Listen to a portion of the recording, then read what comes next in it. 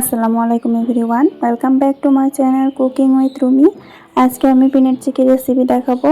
তার জন্য আমি এখানে 250 গ্রাম বাদাম নিয়ে নিয়েছি। আমি বাদামগুলোকে এভাবে একটা কড়াই দিয়ে লো ফ্লেমে এটাকে 20 মিনিটের মতো এভাবে ভেজে নেব।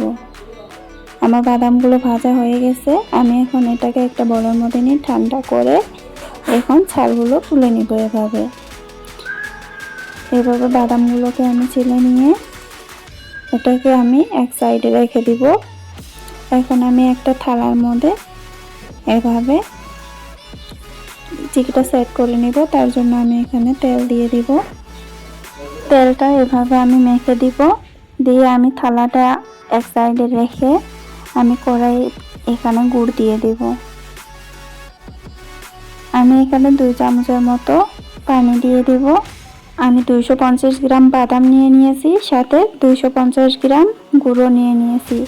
এইগুলোকে আমি ভালোভাবে মেল্ট করে নিব। এভাবে মেল্ট হয়েছে কিনা তা চেক করার জন্য আমি পানিতে এখানে একটু গুড় দিয়ে দেখে নেব। যদি দলা হয়ে যায় তখন বুঝে নেবেন গুড়টা ভালোভাবে মেল্ট হয়ে গেছে। এই পর্যায়ে এখানে বাদামগুলো দিয়ে দেব।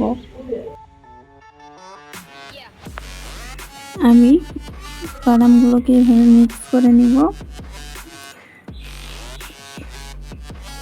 এটা একটু ঠান্ডা হয়ে আসলে আমি এটাকে থালার মধ্যে ঢেলে নিব।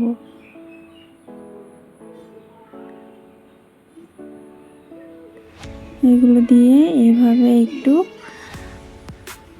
একটা খুন্তির সাহায্যে এভাবে ছড়িয়ে দিব।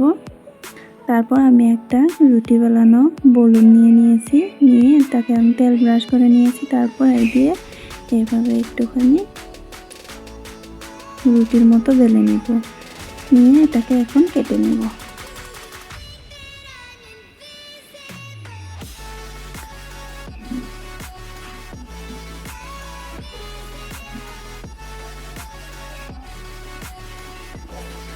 আমি এটাকে এভাবে কেটে নিয়েছি।